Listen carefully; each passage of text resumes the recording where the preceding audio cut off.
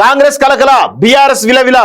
జూబ్లీస్ ఉప ఎన్నికతో హస్తంలో పెరిగినటువంటి confidence, local బాడీతో పాటు ఏ ఎన్నికైనా విజయం ఖాయమైనటువంటి ధీమా అంటూ చూస్తున్నాం. 100% వాస్తవం. ఇక్కడ ఈ జూబ్లీస్ ఉప ఎన్నికల్లో కాంగ్రెస్ పార్టీ సర్వశక్తులు ఒడ్డింది. సామధాన దండోపాయాలన్నిటిని కూడా వాడింది.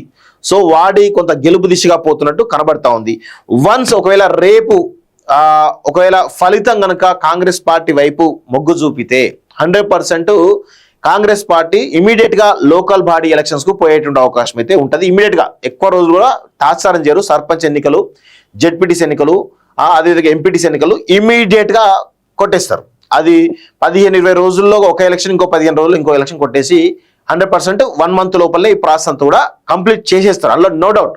సో ఇక్కడ బీఆర్ఎస్ పార్టీ యొక్క భవితవ్యమే ప్రశ్నార్థకంగా కనబడతా ఉంది. ఎందుకంటే ఇక్కడ ఫర్ సపోజ్ మీరు ఒకసారి నేను రీసెంట్ కూడా చెప్పిన, కాంగ్రెస్ పార్టీ ఇక్కడ ప్రధానంగా 3 పార్టీలు ఉన్నాయి. కాంగ్రెస్ పార్టీ, బీజేపీ, తర్వాత బీఆర్ఎస్. సో ఇక్కడ కాంగ్రెస్ పార్టీ ఏమో అధికారంలో ఉంది. సో బీఆర్ఎస్ ఏమో ప్రధాన ప్రతిపక్షంగా ఉంది. బీజేపీ కూడా కొంత చాలా ఫెరోషియస్ గా ముందు పోతున్నట్టు కనబడతా ఉంది.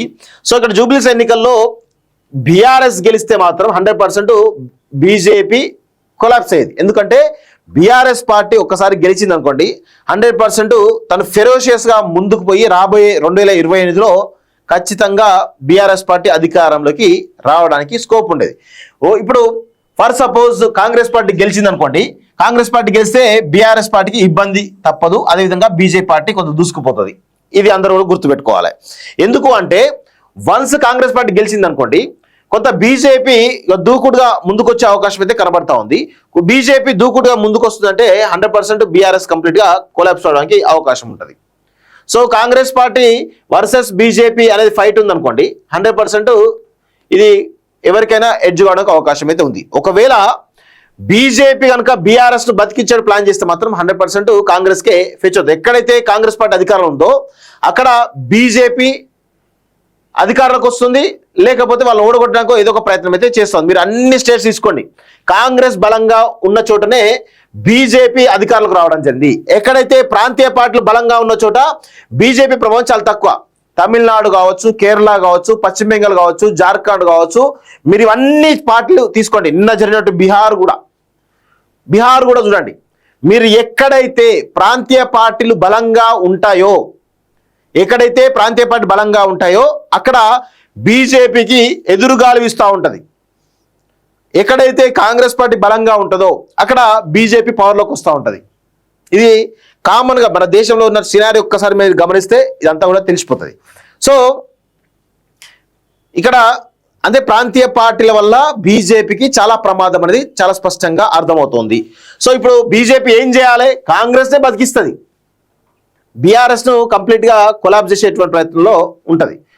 సో ఇది ఎక్కడైనా సరే, ఏపీలో తీసుకున్నా, ఉత్తరప్రదేశ్లో తీసుకున్నా, బీహార్లో తీసుకున్నా, జార్ఖండ్లో తీసుకున్నా, తమిళనాడులో తీసుకున్నా, కేరళలో తీసుకున్నా, ఇదంతా కూడా కేవలం ప్రాంతీయ పార్టీలే బీజేపీకి శరాఘాతం. సో బీఆర్ఎస్ మీరు గమనించండి, బీఆర్ఎస్ ఉంచుతారా?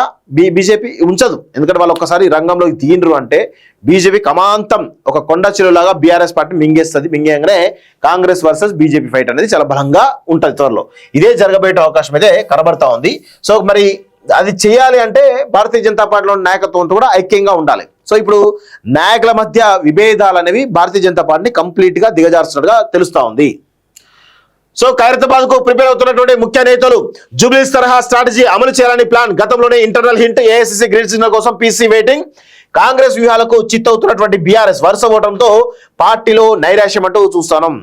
సో ఇక్కడ ఖైరతాబాద్ గురించి నేను మళ్ళీ మాట్లాడతా. సో ఫస్ట్ ఇది అయిపోయిన తర్వాత మాట్లాడదాం. జూబ్లీస్ ఉప ఎన్నిక తర్వాత కాంగ్రెస్ లో మరింత కాన్ఫిడెన్స్ పెరిగింది. ఇక నుంచి రాష్ట్రంలో ఏ ఎలక్షన్ లో జరిగిన విజయం తమదేనని నమ్మకం హస్తం లీడర్ కలిగింది. పోలింగ్ తర్వాత విడుదలైనటువంటి exit polls, party internal survey ఆధారంగా జూబ్లీస్ లో తమ అభ్యర్థి గెలుస్తున్నారని కాంగ్రెస్ లీడర్లు విశ్వసిస్తున్నారు. అంతేగాక ఫలితాల రోజు భారీ ర్యాలీతో పాటు వేడుకలు కూడా ఇప్పటి నుంచే ప్లాన్ చేస్తున్నారు.